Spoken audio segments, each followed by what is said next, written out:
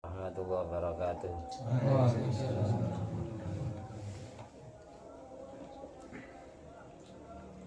Alhamdulillahirabbil alamin alladzi bi ni'mati tatimmus sholihat. Rabbi dzikri sulahai tatanazzalur rahmat wal barakat wassalatu wassalamu ala sayyidi sadat sayyidina maulana Muhammadin qutbil qadat wa ala alihi wa ashabihi al anjumiz zahirat amma ba'du. Allahumma sholli ala ruhi sayyidina Muhammadin fil arwah wa ala jasadi fil ajsad wa ala qabri fil kubur wa ala alihi washabihi wasallim. Rabbi syrah li sadri wa yassir li amri wa hlul 'uqdatan min lisani yafqahu qawli. Rabbi zidni ilma warzuqni fahma. Allahumma iftah alaina futuhal arifin waj'alna khalisatan liwajhikal karim. Allahumma iftah alaina futuhal arifin waj'alna khalisatan liwajhikal karim. Allahumma iftah alaina futuhal arifin waj'alna khalisatan liwajhikal karim. Allahumma arzuqna fahman nabiyyin wa ilhamal malaikatil muqarrabin. Allahumma nawwir qulubana binuri hidayatika kama nawwartal arda binuri syamsika. Allahumma rabbana anfa'na bima 'allamtana. Rabbi 'allimna alladhi yanfa'una. Rabbi faqihna wa faqih ahlana wa qarabati lana fi dinina. Allahumma sholli ala sayyidina Muhammadin wa ala ali sayyidina Muhammad ma'danil judi wal karam manba'il ilmi wal hilmi wal hikami wa barik wa sallim. Alhamdulillahirabbil alamin. Alhamdulillah di malam ini, malam Ramadan yang keberapa ini?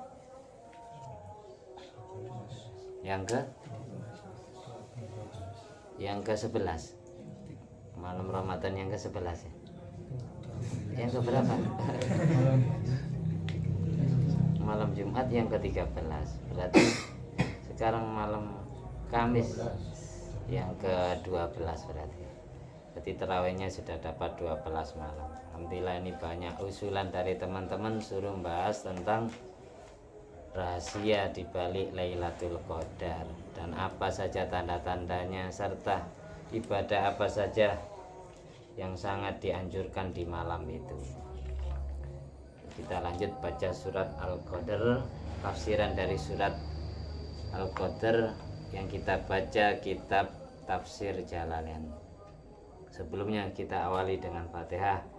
Binyati liridho illahi ta'ala wa li syafaati Nabi Muhammadin sallallahu alaihi wasallam wa alihi washabihi jama'in jamil malaikatil muqarrabin jami'ali kulli naswaba wa qarabah wa tabin wa tabin jama'in jami'atil arbatil mujtahidin wal qurra wal fasirin wal ulama'il amilun asyhada wa sholihin wa satid sud maqalidin wa jamil fuqaha al muhaddithin jami'ul ilqani ajma'in jami' muallifi hadal kitab Syekh Jalaluddin As-Suyuti wa Syekh Jalaluddin Al-Mahalli, Syekh Ahmad As-Sawi, Syekh Muhammad Nawawi bin Umar Al-Jawi Al-Bantani, Syekh Muhammad Yasin bin Isa Al-Padani, Syekh Muhammad bin Alwi bin Abbas Al-Maliki, Ahmad Nawawi Abdul Jalil Abdul Alim bin Abdul Jalil, Sulhim wa Furuhim Azwaji Madurati Malibait Majma'in wa Jami' Awliya Tis'ah, Sunan Gresik bin Barakat Zainul Alam, Sunan Ampel bin Maulana Ibrahim Asmarokondi, Sunan Giri bin Maulana Ishak, Sunan Bonang, Sunan Derajat, Sunan Kudus, Sunan Gunung Jati bin Syarif Abdullah bin Arinullah Alam, Sunan Kalijogo bin Aden Ahmad Saur, Sunan Muria Raden Masam bin Sunan Ngudung bin Sunan Bedilan, Jami' Aulia di Adil Baldah, Jami' Walidaina, nama kedua orang tua kita sebutkan,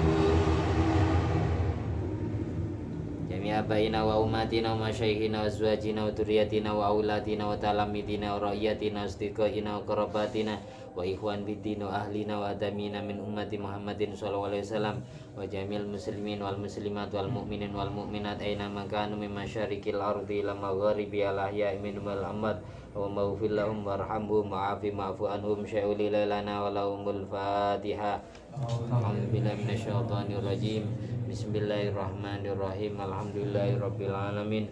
Rahmanirrahim maliki yaumiddin. Iyyaka na'budu wa iyyaka nasta'in. Ihdinas siratal mustaqim. Shiratal ladzina an'amta 'alaihim ghairil maghdubi 'alaihim waladdallin. Amin. A'udzu billahi minasyaitonir rajim. Bismillahirrahmanirrahim. Inna anzalnahu fi lailatul qadr wa ma adraka ma lailatul qadr. Lailatul qadri khairum min alfi syahr. Tanazzalul malaikatu warruhu fiha biizni rabbihim min kulli salamun hiya hatta matla'il fajr. Inna anzalnahu, sesungguhnya aku Allah telah menurunkan Al-Quran secara global, diturunkan dari Lauh Mahfud di atas langit 7 menuju samai dunia, langit dunia, diserahkan kepada malaikat penjaga langit dunia untuk didiktekan oleh malaikat Jibril. Lantas diturunkan ke bumi fi Lailatul Qadar. Awalnya turun dari Lauh Mahfud ke samai dunia Lailatul Qadar, turun ke bumi kepada Rasulullah SAW pas tanggal 17 Ramadan. Pas pada waktu itu terjadi malam Lailatul Qadar. Wama adraka, wama utawi apa adra iku meruaken apa maka ing sira. Adra iku meruaken apa maka ing sira, ai aklama tegese meruaken apa maka ing sira ya Muhammadu Muhammad. Ma iku apa Lailatul Qadri utawi Lailatul Qadar. Kata-kata ini takzimun iku ngagungaken, takzimun iku ngagungaken lisya'niha maring tingkai Lailatul Qadar. Iku ngagungaken lisya'niha maring tingkai Lailatul Qadar, wa ta'jibun lan gawakaken, wa ta'jibun lan gawakaken minhu maring Lailatul Qadar, minhu maring sya'niha, minhu maring sya'niha. Lailatul Qadri utawi Lailatul Qadar khairun iku luwih bagus min tenimbang alfi syahrin sewulan, min tenimbang alfi syahrin sewulan laisa kang ora ana biha iku ing dalem alfi syahrin, biha iku ing dalem alfi syahrin Lailatul Qadri apa Lailatul Qadar. Fal amalu maka utawi amal ibadah utawi amal as-sholihu kang bagus fiha ing dalam Lailatul Qadar. Fal amalu maka utawi amal as-sholihu kang bagus fiha ing dalam Lailatul Qadar khairun iku luwih bagus minhu tenimbang amal soleh, minhu tenimbang amal soleh fi alfi syahrin ing dalam 1000 wulan laisat kang ora ono apa Lailatul Qadar, laisat kang ora ono apa Lailatul Qadar fiha iku ing dalem alfi syahrin, fiha iku ing dalem alfi syahrin.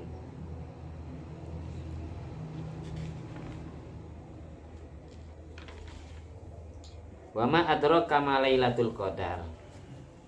Apa yang kamu ketahui tentang Lailatul Qadar wahai Muhammad, katanya Allah. Kata-kata ini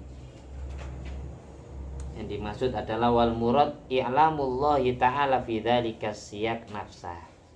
Allah memberitahukan kepada dirinya sendiri dalam susunan bahasa tersebut. Wala yunafi, jadi tidak menafikan, tidak menganulir, tidak mentiadakan annahu sallallahu alaihi wasallam yakhruj minad dunya hatta a'lama Allah bi kulli ma khafiya anhu mimma yumkinul bashar ilmu. Kata-kata wama adraka ma Lailatul Qadar yang Allah sodarkan kepada Nabi Muhammad SAW seolah-olah Nabi tidak tahu kan, dari bahasa apa yang kau ketahui tentang Lailatul Qadar wahai Muhammad. Kata-kata ini fungsinya adalah mengagungkan tingkahnya Lailatul Qadar, mentakjubkan, mengagumkan keadaannya, betapa hebat dan besarnya malam itu.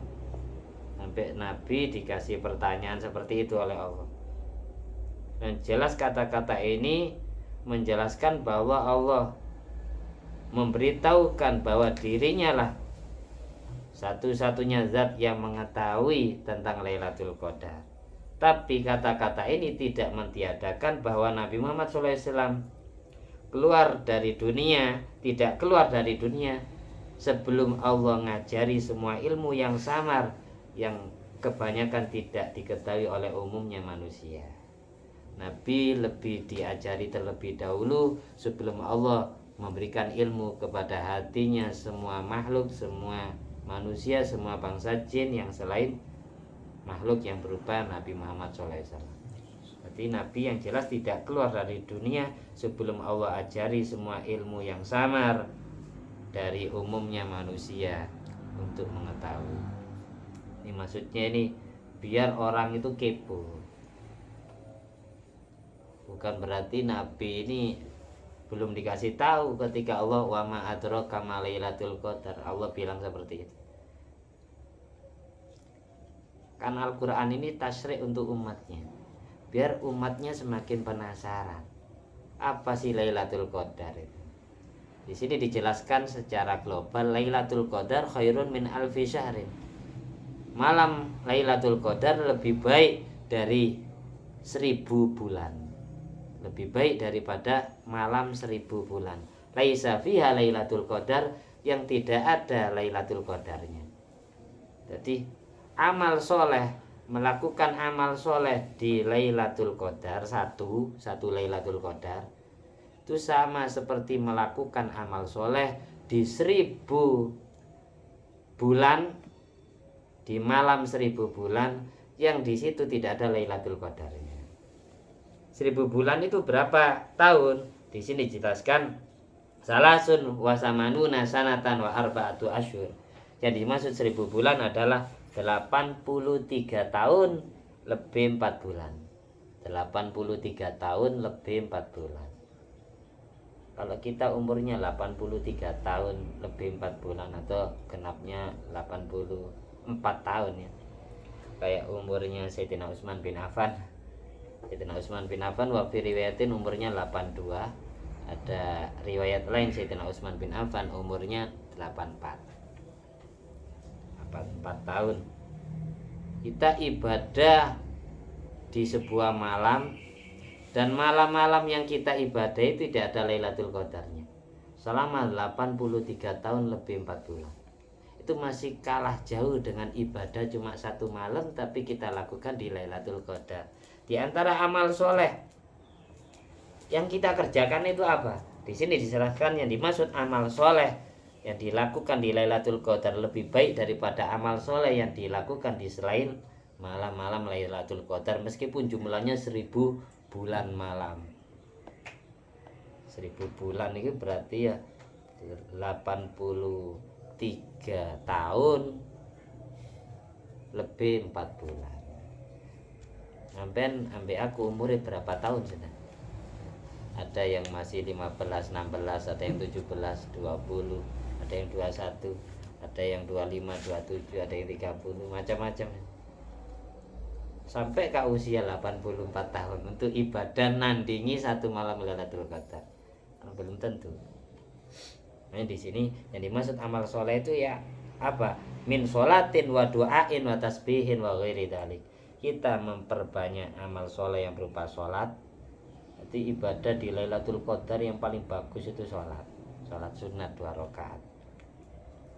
Jadi kalau kita dikehendaki dikasih tahu tentang Lailatul Qadar, kita langsung mandi sunat, namanya mandi sunat malam Lailatul Qadar. Nawaitul wusla di Lailatul Qadar sunatan lillahi ta'ala, seperti orang mandi junub, mandi atas besar. Setelah itu lakukan sholat 2 rakaat, terus baca zikran tasbih, baca istighfar, baca sholawat kepada Nabi Muhammad, baca Al-Quran sebisa kita, dan memperbanyak doa afiat dunia dan afiat akhirat. Doa selamat dan sehat di dunia dan selamat dan sehat di akhirat. Apa yang bagaimana dibaca setiap selesai tarawih itu? Allahumma innaka afuwun karim tuhibbul afwa fa'fu anna ya karim. Itu maksud dari doa itu biar kita disehatkan, diselamatkan zahir batinnya di dunia. Di akhirat nanti kita sehat dan selamat. Yang maksud adalah dosa-dosanya dihapus oleh Allah. Berarti kita sehat di akhirat itu berarti dosanya habis.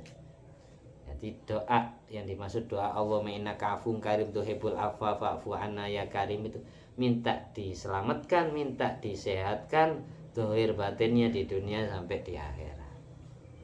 Itu yang kita minta kepada Allah. Sunat setiap detiknya baca doa itu. Misal kita dikasih tahu mulai maghrib sudah dikasih tahu. Nanti kapasitas orang dikasih tahu itu beda-beda. Beda-beda kalau di kitab ini. Nanti saya baca. Tak urut aja kalau baca semua ya. Terburu-buru enggak enak. Misal enggak cukup malam ini ya malam berikutnya nanti saya jelaskan. Jatahnya cuma 1 jam.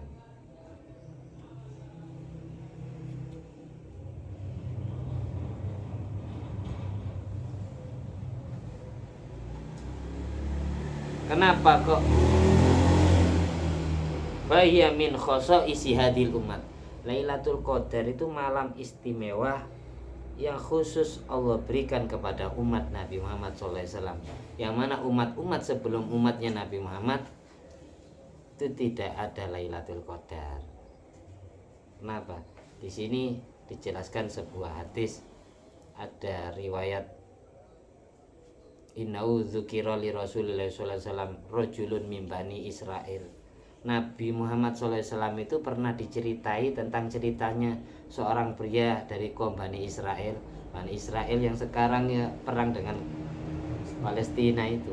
Dulu kan banyak nabi yang diutus di situ. Termasuk Nabi Musa, termasuk Nabi Yakub, Nabi Ishak ya. Nabi Zakaria, Nabi Yahya, banyak nabi di sini. Nabi pernah diceritai bahwa ada satu pria dari Bani Israel hamalas silah ala atiki fisabilillah alfa syahrin. Dia memikul senjata yang diperuntukkan untuk perang di dalam membela agamanya Allah. Itu pada saat peperangan Raja Tolut melawan tentaranya Raja Jalut. Ceritanya disebut di akhir juz 2 surat Al-Baqarah. Di antara umatnya tentaranya Raja Tolut ini ada pria, dia selama 1000 bulan memikul senjata untuk berperang di dalam membela agamanya Allah melawan kaum Amalikah yang dipimpin oleh Raja Jalut. Fa'ajaba Rasulullah SAW lidzalik.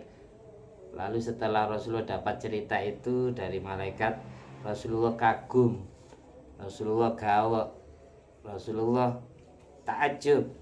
Wa tamanna dzalika li ummati.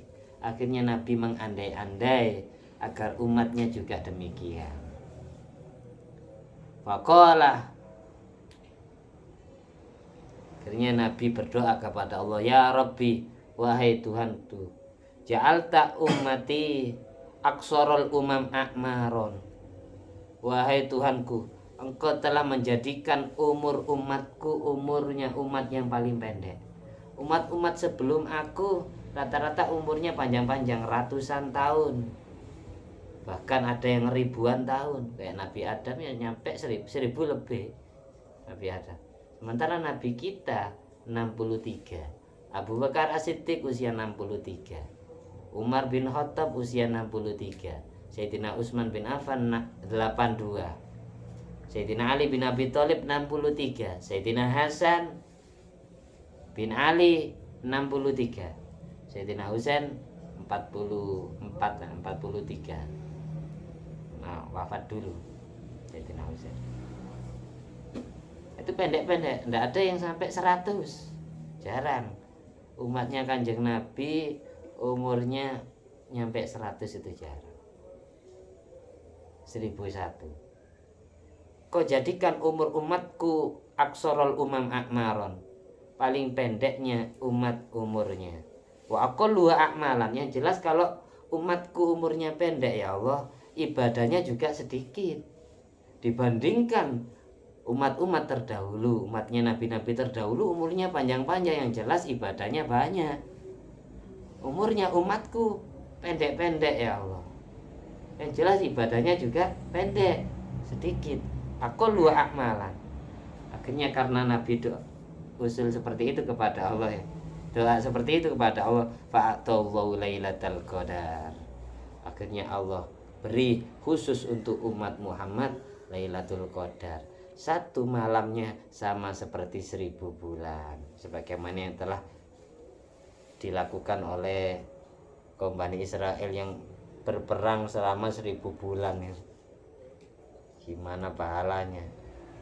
Wajar mereka 1000 bulan umurnya panjang-panjang katanya Nabi. Kalau umat saya pendek-pendek, saya aja 63. Kayak gitu. Akhirnya gara-gara usulannya Nabi kepada Allah, Allah kabulkan. Ya udah, untuk umatmu saya kasih keistimewaan Lailatul Qadar, tapi nanti cari di antara hari-hari di bulan Ramadan, biar cari sendiri. Nanti satu malamnya kayak ibadah 1000 bulan, yaitu 83 tahun lebih 4 bulan. Kayak gitu ceritanya. Awal mula kronologi kenapa kok ada Lailatul Qadar khusus umat Nabi Muhammad, yang lain kok enggak dikasih. Itu ceritanya.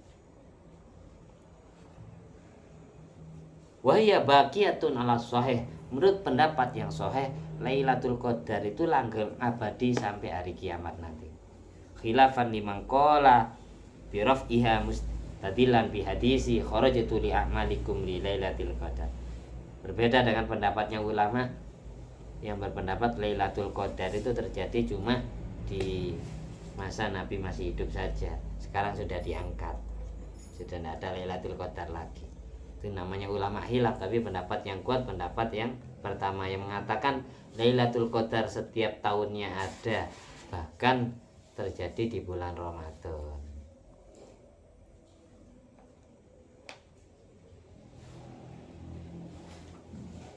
Ada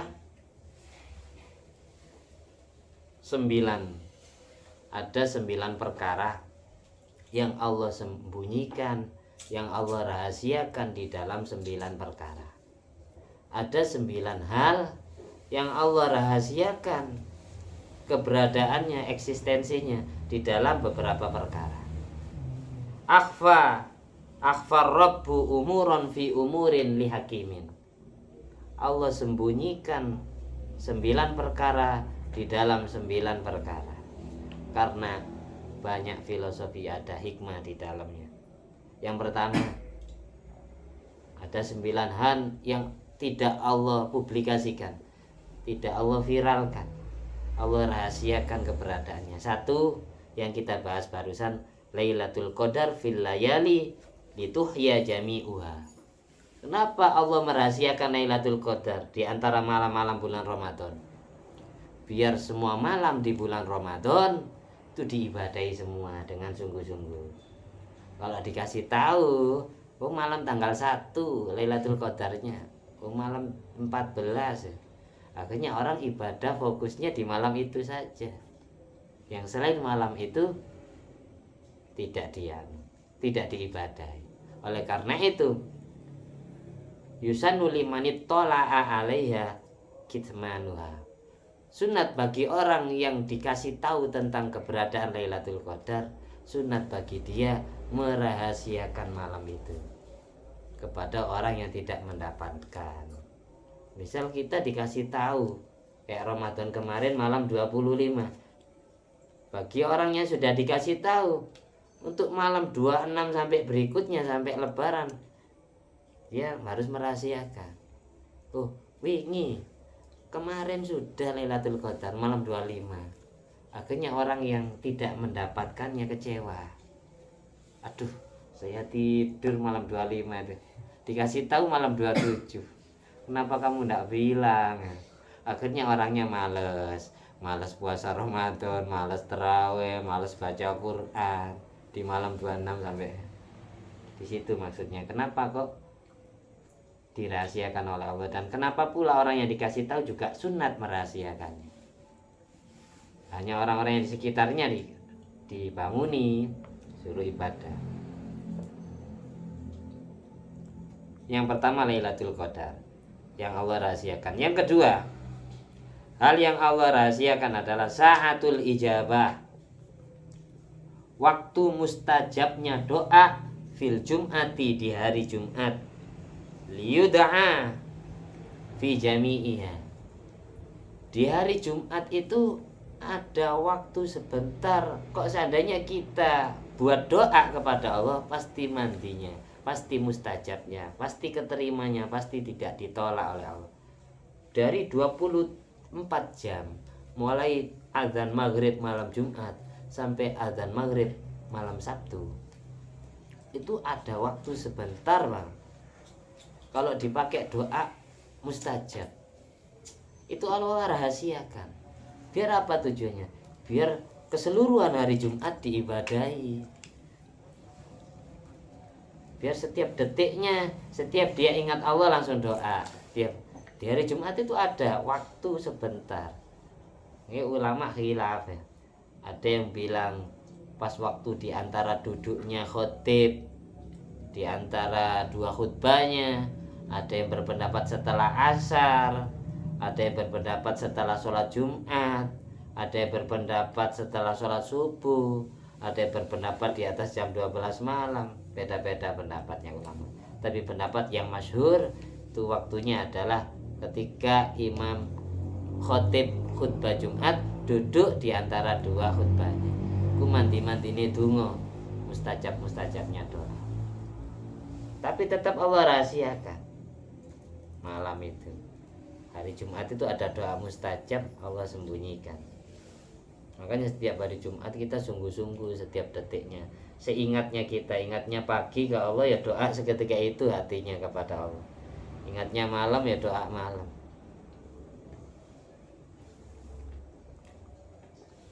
Ini Jumat itu hari kalau dibuka wiritan itu yang sunat memperbanyak sholawat. Minimal baca sholawatnya kepada Nabi 300 di hari Jumat itu minimal. Yang paling bagus siwat sholawatnya sholawat Ibrahimiyah, sholawat yang dibaca ketika tahiyat akhir. Setiap sholat kan kita baca sholawat Ibrahimiyah. Allahumma sholli ala sayyidina Muhammadin wa ala ali sayyidina Muhammad kama sholaita ala sayyidina Ibrahim wa ala sayyidina Ibrahim wa barik ala sayyidina Muhammad wa ala sayyidina Muhammad kama barakta ala sayyidina Ibrahim wa ala sayyidina Ibrahim fil alamin innaka Hamidum Majid. Itu bagus kalau dibaca di hari Jumat, katanya Senawi Banten di kitabnya itu zennya itu 300 salah sumiatin 300 kali bacanya. Bisa dicicil malamnya ambil berapa. Kalau kita sholatnya cuma sholat fardu, berarti kita baca sholawat Ibrahimiyah cuma 5 kali. Paham ya? Kalau kita sholatnya qobliyah ba'diyah juga disolati, berarti kita baca sholawatnya lebih dari 5 sholawat Ibrahimiyah. Sholawat Ibrahimiyah itu kalau di kitab Fawaidul Mukhtarah, Ba'dul Ulama Kasyaf menyebutkan kalau sampai kita punya wiritan sholawat Ibrahimiyah dibaca 1000 kali, insya Allah pasti mimpi Nabi Muhammad SAW. Tapi bacanya harus 1000. Sampai pingin mimpi kanjeng Nabi, baca sholawat Ibrahimiyah 1000 kali sebelum tidur ya. Atau dicicil lah. Apa sama dengan wali Allah? Hah? Mimpinya apa sama dengan wali Allah? Mimpinya Sama wali. ya beda lah. Kalau Nabi itu tidak bisa dijelmai malaikat, tidak bisa dijelmai setan. Tapi kalau wali bisa diserupai setan. Man ro'ani fil manam fasayaroni fil yaqdhah. Ini hadis riwayat Abu Hurairah. Man ro'ani fil manam fasayaroni fil yaqdhah la yatamatsalu syaiton bi. Hadis riwayat Abu Hurairah dari silsilah hadisnya Imam Bukhari dan Imam Muslim. Tapi kalau Imam Muslim ditambahi au ka'anna ma yaroni fil yaqdhah, sebagaimana disebut di kitab Riyadhus Shalihin. Man ro'ani fil manam, barang siapa yang pernah melihatku di saat tidur, fasayaroni fil yaqdhah, maka dia akan bisa melihatku di saat bangun. Kata-kata bisa melihatku di saat bangun ini tidak bisa kita takwil melihatnya nanti di alam barzah atau di akhirat. Nabi tidak menjelaskan seperti itu. Fasayaroni fil yaqdhah, barang siapa yang pernah mimpi melihatku dalam tidurnya, maka dia akan bisa melihatku pada saat bangun. La yatamatsalu syaiton bi, karena setan tidak bisa menyerupai, setan tidak bisa menjelmai wujudku.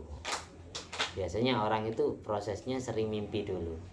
Mimpi pertama kali, mimpi kedua kalinya, mimpi ketiga kalinya. Suatu saat matanya ya kegotan melek diizini lihat.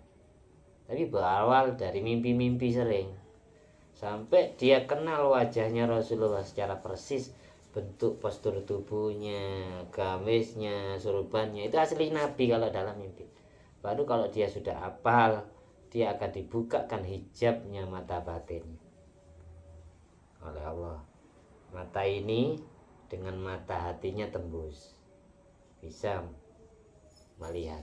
Bahkan setiap sholat pun ketika mengucapkan salam kepada Nabi, langsung Nabi hadir tahu. Assalamualaikum ya Nabi wa rahmatullahi wa barakatuh.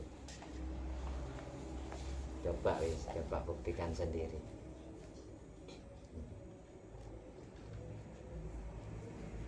Itu yang saya alami seperti itu.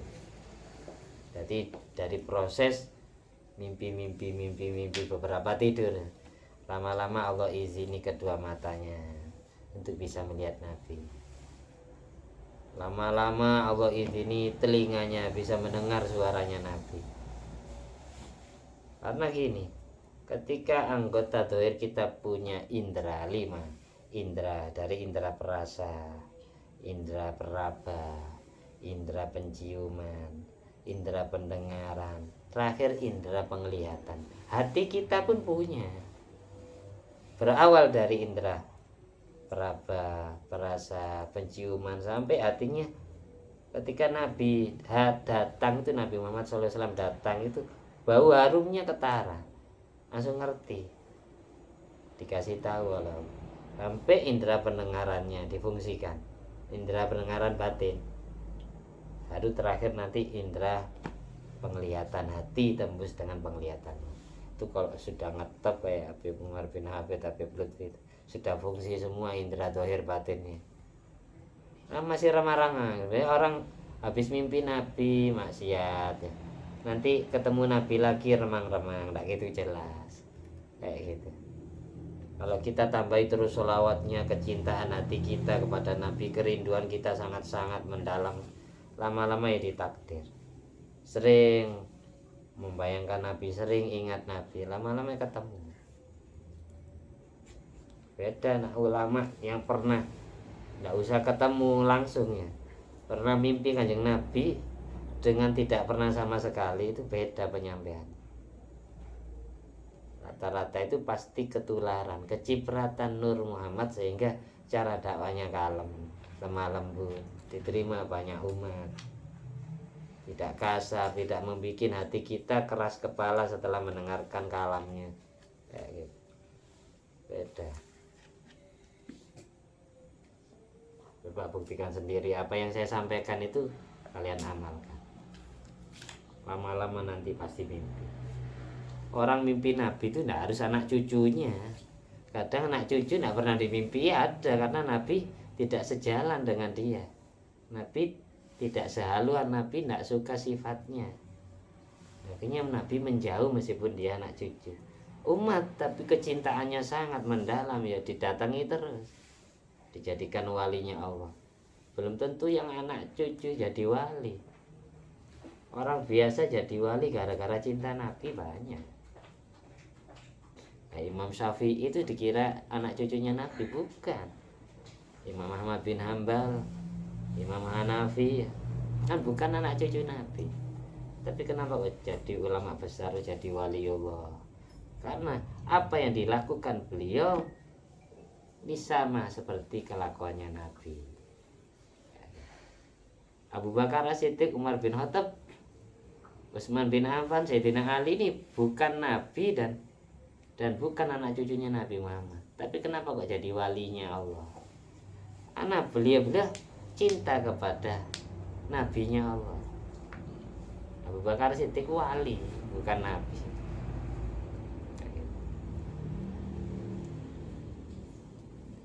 Kita lanjut ke kitabnya nanti biar nak merembet ke yang lain.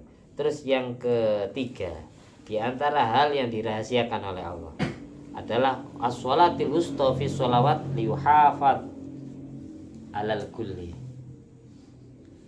Di antara sholat 5 waktu itu ada sholat yang diistilahkan sholatul wusta, sholat yang pahalanya lebih besar dari sholat yang lain. Tapi Allah rahasiakan mana yang dimaksud sholatul wusta. Apakah sholat subuh karena ngantuk-ngantuknya? Apakah sholat isya karena malas-malas sibuknya? Apakah sholat zuhur juga karena kecapean kerja? Apakah sholat asar? Apakah sholat maghrib? Itu ulama berbeda-beda pendapat mentafsirkan ayat Quran, hafidhu ala sholawati was sholatil wusta wa qumu lillahi qanitin. Jagalah semua sholat 5 waktu dan jagalah sholat wusta di antara yang 5 itu. Wa qumu lillahi qanitin. Ibadahlah kepada Allah dalam keadaan taat kepadanya. Dirahasiakan sholatul wusta itu sholat yang mana? Apakah sholat subuh? Apakah sholat zuhur? Sholat asar? Katamu. Itu juga Allah rahasiakan. Yang nomor 4 di antara hal yang dirahasiakan oleh Allah adalah wal ismul a'zam fi asma'i liyudda'a bil jami'. Ismul a'zam, nama kebesaran Allah di antara Asmaul Husna. Di antara asma-asma yang Allah sebutkan di dalam Al-Quran 30 juz, itu ada nama yang paling agung, yang paling mandi, yang paling mustajab ketika dipakai doa. Apakah Allah, apakah Ar-Rahman Ar-Rahim, apakah Al-Hayyu Al-Qayyum, apakah kayak di ayat kursi itu, apakah ya Sami ya Basir. Di antara semua asma-asma, nama-nama Allah itu ada nama yang paling mustajab ketika kita pakai doa. Walillahil asmaul husna fad'uuhu biha. Allah mempunyai asmaul husna, nama-nama mulia, nama-nama yang bagus. Jadi kalau doa jangan sampai tidak diselingi nama-namanya Allah itu. Jadi kita kalau ingin mandi mustajab doanya ya selingi asmaul husna. Kayak contohnya gini, Allahumma innaka afuun karim. Nah, ini kan asmaul husna, afuun karim. Tuhibbul afwa fa'fu anna. Ya Allah, Engkau Tuhan yang Maha Pengampun, yang Maha Dermawan. Hapuslah semua dosaku. Sehatkan aku, selamatkanlah aku.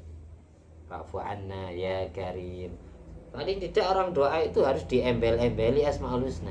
Apa ya Hayyu ya Qayyum, apa ya Allah, apa ya Rahman ya Rahim, paling tidak itu harus ada asmaul husna.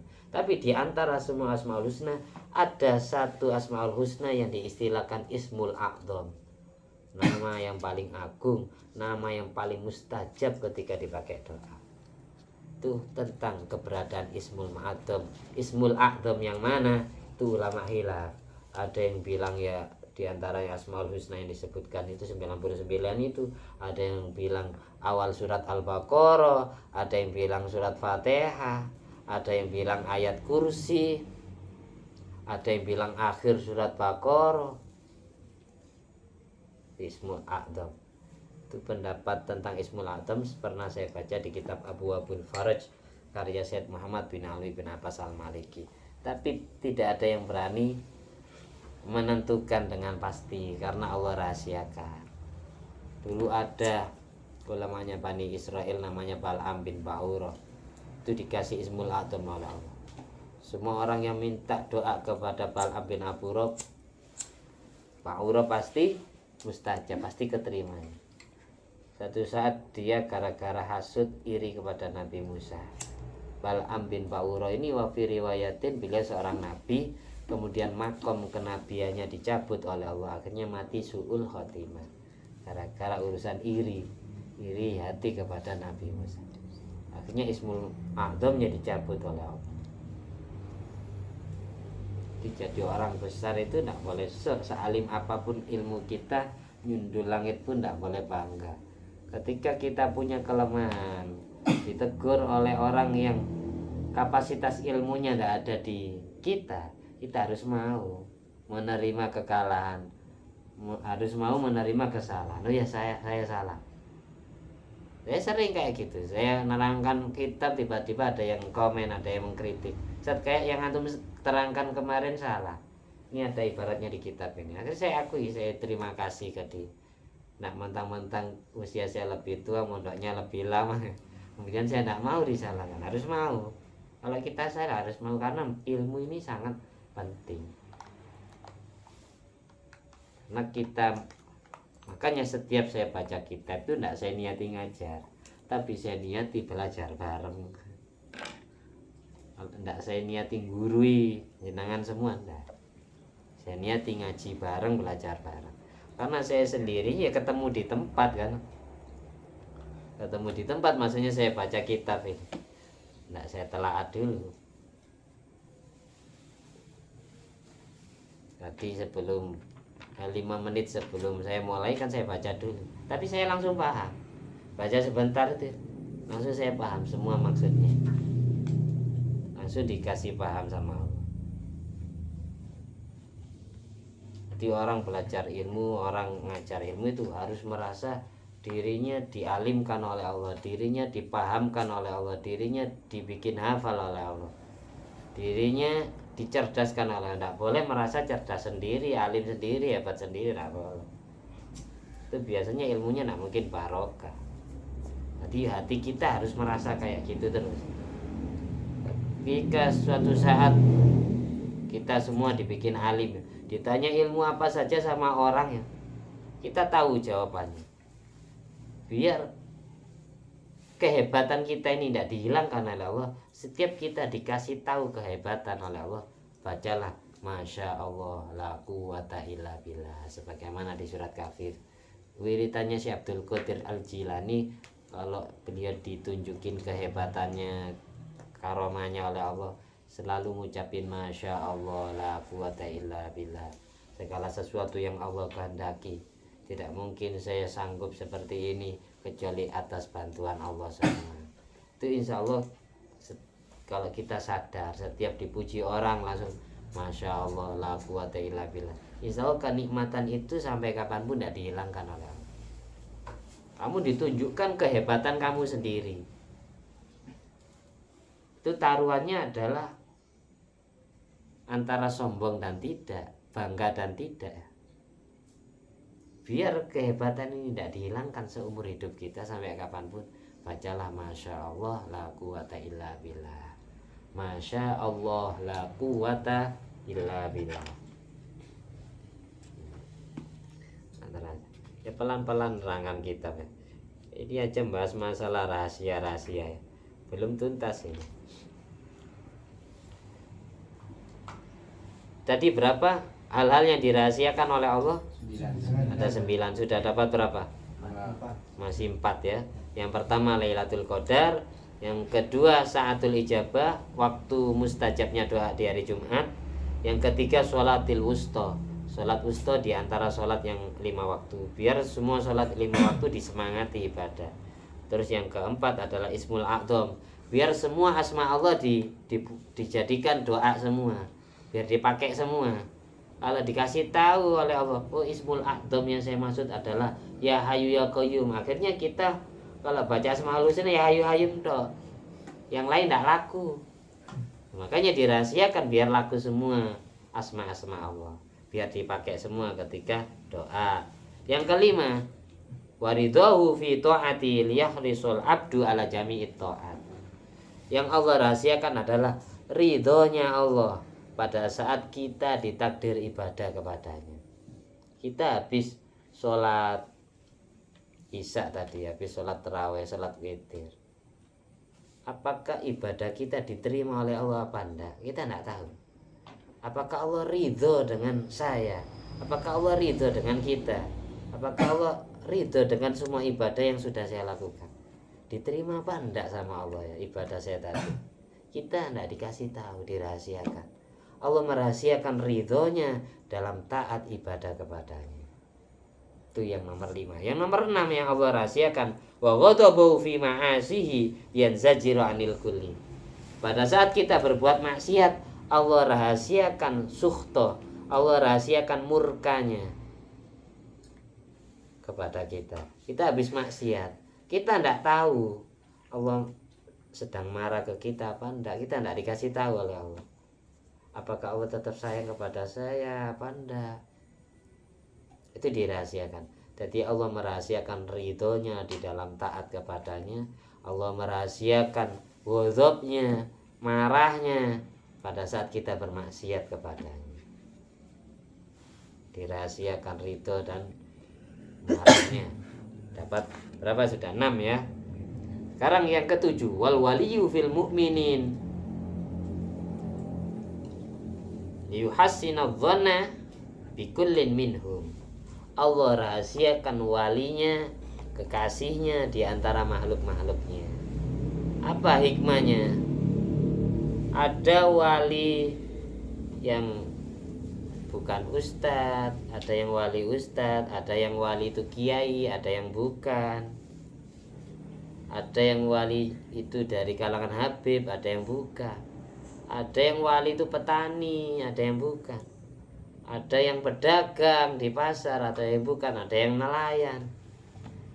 Ada yang nampak seperti pengemis. Ada yang seperti pengamen. Kekasih-kekasihnya Allah, Allah sembunyikan, Allah rahasiakan di antara hamba-hambanya. Apa tujuannya? Apa hikmahnya? Biar setiap kita menjumpai semua makhluknya Allah, kita bisa menjaga hati husnudzon kepada siapapun. Takut orang yang kita suudzoni itu walinya Allah. Husnudzon. Husnudzon itu tetap bagus meskipun realitanya salah. Sebaliknya suudzon itu tetap jelek meskipun realitanya benar. Ngerti husnudzon? Husnudzon itu berbaik sangka, memperbagus prasangka kita kepada siapapun. Karena takut orang yang kita suudzoni itu malah waliullah, di antara kekasihnya Allah. Belum tentu yang jadi kiai itu wali. Ada yang jadi kiai bukan wali, itu ada banyak. Belum tentu yang punya santri banyak, pengikutnya banyak, kasirul atba itu kekasihnya Allah. Kadang Allah menipu manusia dengan penampilan zahir itu. Oh, ini banyak penggemarnya, ini banyak pengikutnya, jamaahnya banyak. Ternyata yang jadikan kekasih Allah pengikutnya, pimpinannya ya ada di wali, ada gitu banyak. Kayak Kiai Barsiso, murid-muridnya jadi wali, Kiai Barsisonya enggak, kayak gitu. Karena ujiannya orang-orang besar itu taruhannya hati. Meskipun dia Habib, meskipun dia kiai, ustaz, jamaahnya banyak, Gus, lora jari wong Madura, lora jari wong Jawa, Gus, Mas putaranya kiai, belum tentu dia walinya Allah. Kadang dia diuji dengan dunia oleh Allah. Dia mencari dunia dengan memanfaatkan santri-santrinya, banyak kayak gitu. Kamu harus ngasih uang saya, nanti kalau nggak ngasih uang kamu nggak bisa jadi wali, kamu nggak dapat barokah, banyak kayak gitu. Akhirnya memperalat kayak punya apa itu, kayak di mana itu, daerah Bandung taman itu, sampai ada ustadz memperkosa muridnya, santri-santri kayak gitu kan, memanfaatkan keadaan dia, status ulamanya dimanfaatkan, dibuat merekrut atau dibuat menjarah kekayaan orang lain, memanfaatkan, memuaskan nafsunya sendiri kayak gitu.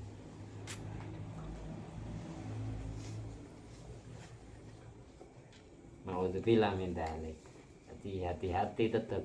Setan itu selalu mengintai kemanapun kita. Jadi kita selalu minta diberi petunjuk langkah hidup kita ke jalan yang benar, biar kita tidak ceroboh. Kita lanjutkan. Apalagi kayak Nabi Khidir sering nyamar sebagai pengemis, pengamen, kadang jelma sebagai wanita, kadang laki-laki, kadang penampilannya menjijikkan di mata manusia. Kalau di kitab Nihayatul Zain, Nabi Khidir Raisul Abdal, yang memimpin atau yang mengasuh wali-wali abdal, itu Nabi Khidir Raisul Abdal. Tentang keberadaan Khidir sendiri, Nabi Khidir sendiri itu ulama khilaf. Di kitab Nurul Dholam Syarah Aqidatul Awam dijelaskan, ada yang bilang Rasul, ada yang bilang Nabi, ada yang bilang wali. Menurut ulama tauhid, beliau itu Rasul. Menurut ulama fikih, beliau itu wali, beliau itu nabi. Ulama tasawuf, beliau itu wali. Tapi pendapat yang terpilih pendapat yang menyatakan Khidir adalah Nabiullah. Nama aslinya adalah Balia bin Malka. Nama Arabnya Ahmad bin Malka. Terus nama panggilannya Abu Abbas.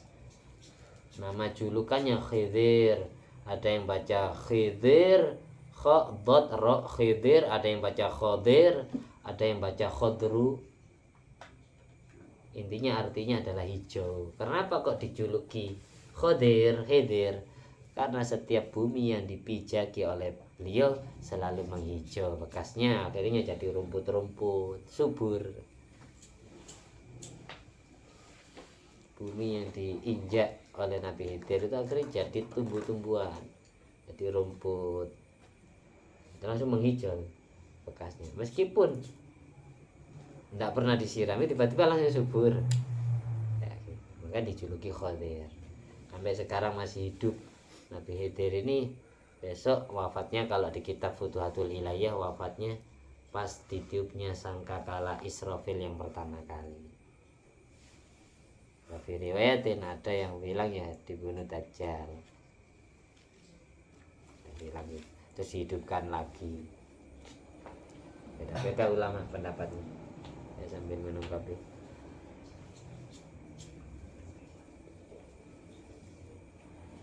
Jadi kalau ketemu pengemis di jalan, apalagi waktunya mulai jam 6 pagi sampai jam 10 siang, husnudon aja.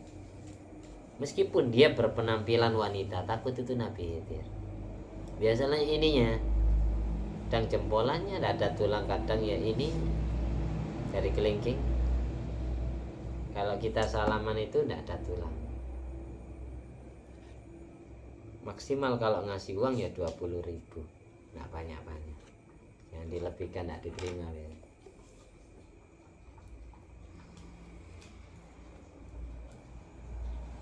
Yang nomor 8, di antara hal yang dirahasiakan oleh Allah, wa maji usa'a fil auqat lil khauf min daima.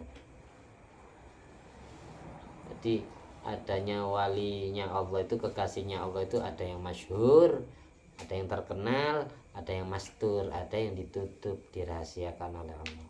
Jadi modelnya wali itu ada 3 macam. Ada wali itu dibikin tenar oleh Allah.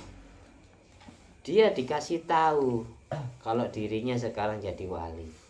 Hatinya sudah tahu dan merasa. Orang lain pun yakin kalau orang ini walinya Allah. Itu wali yang masyhur. Ada wali itu model pertama ya. Dia dikasih tahu oleh Allah dan orang lain yang selain dia juga dikasih tahu kalau orang itu kekasihnya Allah. Hatinya tiba-tiba dibikin mantap gitu. Yang nomor 2 modelnya wali itu hanya dirinya yang dikasih tahu oleh Allah, orang lain tidak dikasih tahu. Ini wali yang mastur. Model masyhur yang terakhir itu orang lain dikasih tahu, dimantapkan hatinya oleh Allah, tapi dirinya tidak pernah merasa. Kalau 2 model itu tidak begitu bahaya. Model pertama, dirinya dan semua orang dikasih tahu kalau beliau walinya Allah. Model yang kedua, dirinya tidak dikasih tahu oleh Allah, tapi orang lain semuanya diyakinkan hatinya kalau sosok orang ini adalah kekasih Allah. Dirinya bilang, nah katanya orang-orang saya ini wali, padahal dia tidak merasa dirinya pernah jadi wali. Tapi orang lain mantap dan percaya, yakin kalau beliau kekasihnya Allah. Ada yang wali model kayak gitu. 2 model ini tidak begitu bahaya. Model yang paling terakhir ini yang bahaya. Apa? Wali mastur, wali yang tidak dimasyhurkan.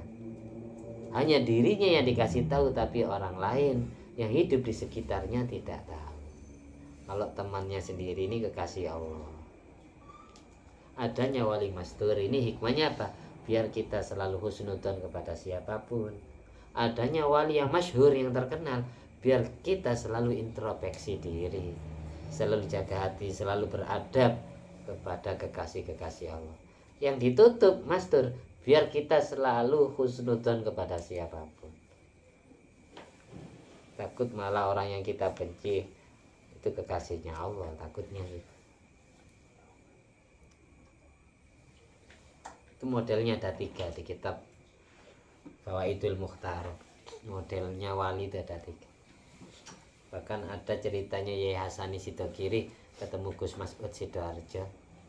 Pas acara maulid tiba, banyak habib, banyak kiai di situ yang diundang acara maulid. Pas makom mahalul qiyam, Gus Mas'ud Sidoarjo ini datang langsung semua orang yang hadir di situ dimintai duit, dimintai uang. Pas makom, pas ya Nabi salam alaikum, di antara situ ada Yai Hasani dan Yai Fuad Sidogiri.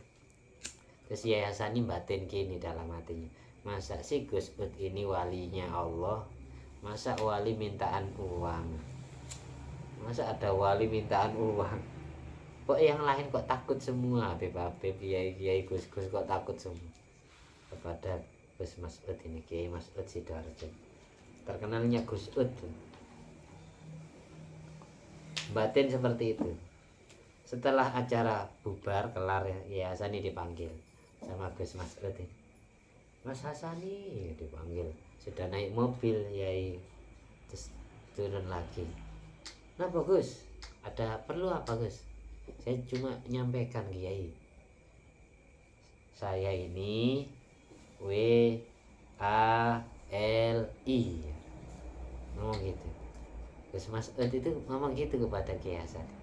Oh gigi, ngapunten Kiai, minta maaf saya tadi saya sempatan. Tidak apa-apa Kiai, tidak apa-apa. Ya makasih ya. Jadi nyampaikan gitu.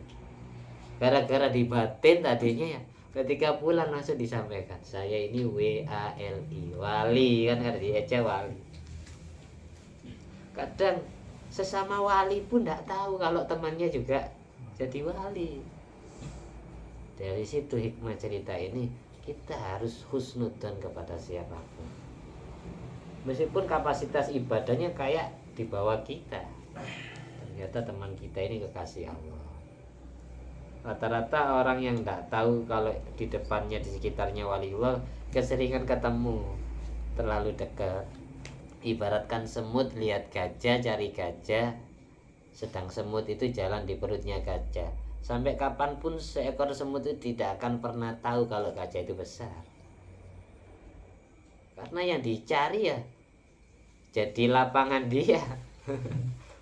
Dia semut jalan di perutnya gajah, lalu semut ini cari gajah, mana sih katanya gajah itu besar, nah ketemu dirinya jalan di perut gajah. Nah, maksudnya gini, orang kita ditakdir dekat dengan orang mulia di mata Allah itu kadang hati kita dimastur oleh Allah, ditutup, dihijabi oleh Allah, sehingga tidak pernah sadar kalau yang ada di depannya, di sekitarnya ini kekasih Allah. Kadang gitu. Malah yang jauh, yang takdim, yang sangat mengharapkan barokahnya, yang jarang ketemu gitu. Kayak gitu. Itu gambarannya. Yang terakhir ya sekarang. Yang ke-8, datangnya hari kiamat di waktu kapan saja, biar semua waktu selalu kita waspadai. Selalu kita waspadai.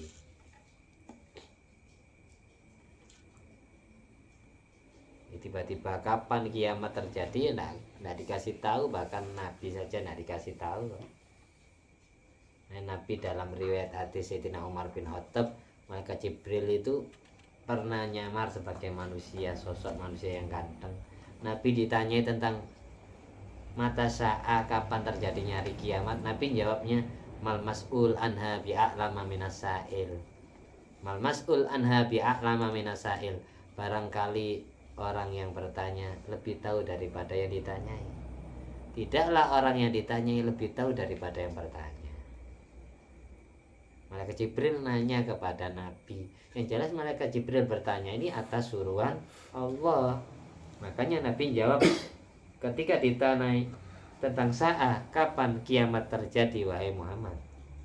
Nabi menjawab, mal mas'ul anha bi'a'lama minasail. Tidaklah orang yang ditanyai lebih tahu daripada yang bertanya. Barangkali orang yang bertanya lebih tahu daripada yang ditanyai. Itu maksudnya. Nah, dijawab. Ternyata tanda-tanda yang disebutkan oleh maka Jibril antalidal amatu rabbataha anturo hufatan urotan yatatawwaluna fil bunyan. Besok kiamat itu kalau sudah dekat Muhammad ya, ada seorang amat budak melahirkan anak dari tuannya, ada seorang pembantu melahirkan anak dari juragannya, bosnya. Bisa jadi zina, banyak yang kayak gitu. Pembantu diperkosa oleh juragannya, karyawati diperkosa oleh bosnya, atau murid diperkosa oleh gurunya. Bisa jadi gitu. Dan banyak orang yang jalan ngosot tanpa alas kaki. Dan banyak mereka yang berlomba-lomba bagus-bagusan bangunan. Sekarang sudah banyak bangunan mentereng. Masjid saja dilomba-lombakan. Lebih indah mana masjid saya dengan masjid yang sana, masjid kota ini dengan kota yang sana. Tapi isinya tidak ada. Yang ibadah di dalam masjid ini kosong, tapi bangunannya megah, mewah. Itu tanda-tanda hari kiamat. Sekarang Saudi mau menciptakan gedung apa yang hampir nyundul langit ya. Pangeran putranya Raja Salman. Menara apa kan? Kalau jadi ya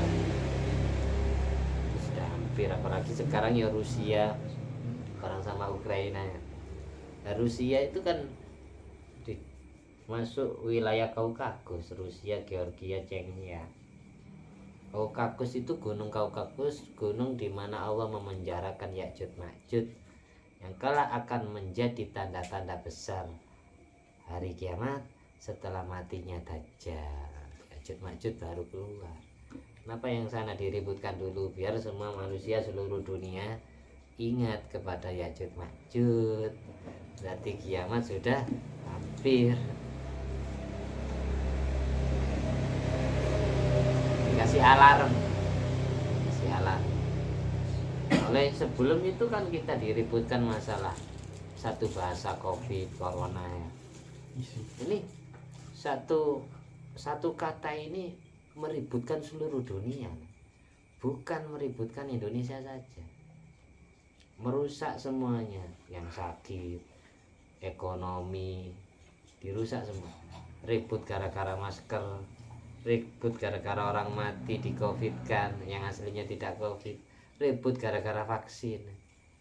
Gara-gara ini awalnya kan, kata-kata corona COVID-19 akhirnya merembet ke semuanya, seluruh dunia masalahnya, bukan Indonesia saja.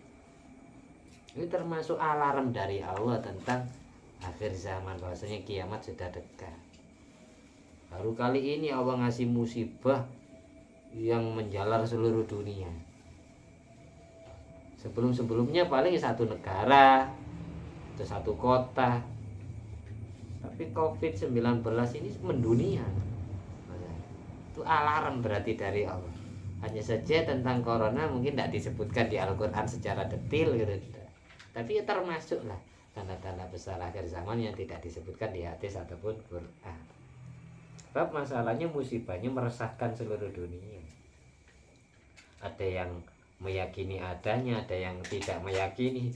Tapi kenyataannya kan semuanya dipersulit. Urusan agama, kayak urusan ekonomi, orang kerja, orang ibadah, orang mau sekolah, semuanya dipersulit. Orang mau perjalanan. Yang terakhir, wa ajalul insan anhu liyakuna daiman ala uhbatin. Yang terakhir yang Allah rahasiakan dari semua makhluknya adalah ajal kematian manusia. Allah rahasiakan biar dia selalu waspada, siap-siap memperbanyak bekal akhiratnya. Tapi perlu diketahui fa'al hadza, dari kesimpulan ini, karena Lailatul Qadar termasuk malam yang Allah rahasiakan, yahsul sawabu liman qamaha walam ya'lamhu, tetap pahala Lailatul Qadar Allah berikan kepada orang yang ibadah di malam Lailatul Qadar meskipun dia tidak merasa kalau malam itu adalah Lailatul Qadar. Tapi na'am al-alim biya akmal, tapi bagi ibadah yang dilakukan orang yang hatinya sadar kalau malam itu Lailatul Qadar, itu lebih utama dan lebih sempurna pahalanya daripada orang yang tidak menyadari.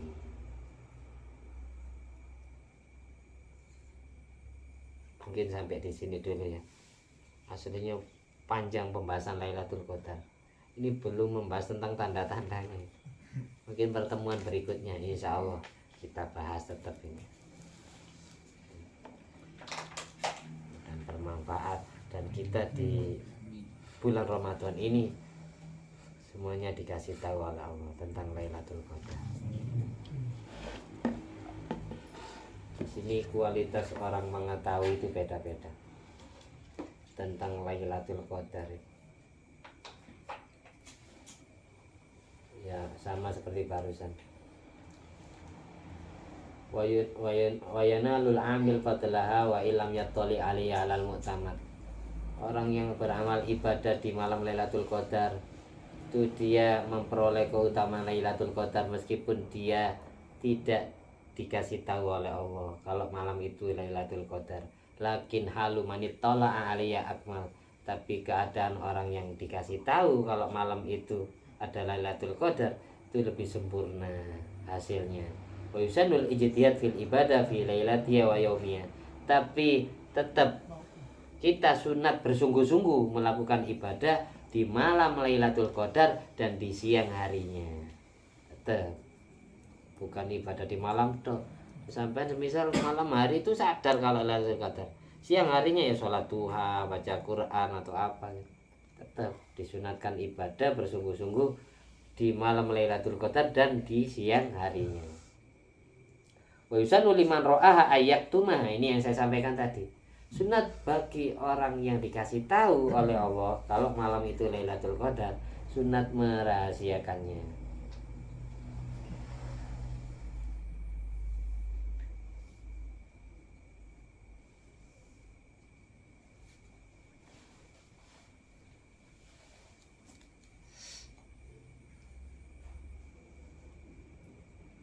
Wanas fi hadzal kasyaf, semua manusia dalam urusan terbukanya hati bisa mengetahui dan menyadari Lailatul Qadar mutafawitun, berbeda-beda. Faminhum man yukshafu lahu an malakutis samawati wal ard, di antara manusia yang dikasih tahu kalau malam itu Lailatul Qadar, ada yang dibukakan hijab mata hatinya sehingga mengetahui kerajaan langit bumi dan seisinya. Fayarul malaikata baina roki'in wa sajidin, sehingga dia melihat malaikat, ribuan malaikat banyak melakukan rukuk dan sujud kepada Allah, memohonkan ampunan untuk orang-orang yang ibadah di malam itu. Wa minhum, di antara mereka, man yaroto bokotan min nur, di antara mereka yang dibukakan hijab mata hatinya tidak melihat ribuan malaikat sedang sujud dan rukuk, tapi hanya dikasih tahu kalau ada segerombolan cahaya turun dari langit kayak kilat gitu. Tuh, beda-beda. Jadi ada dua macam model orang yang dikasih tahu.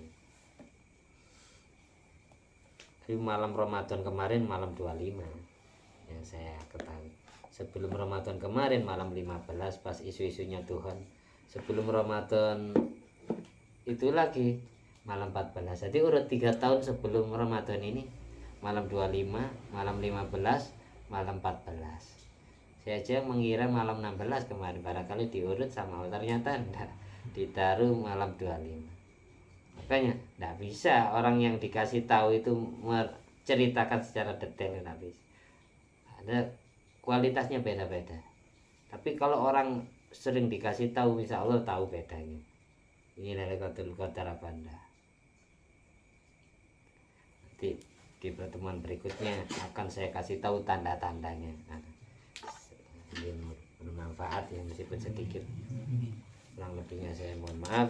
Wassalamualaikum warahmatullahi wabarakatuh.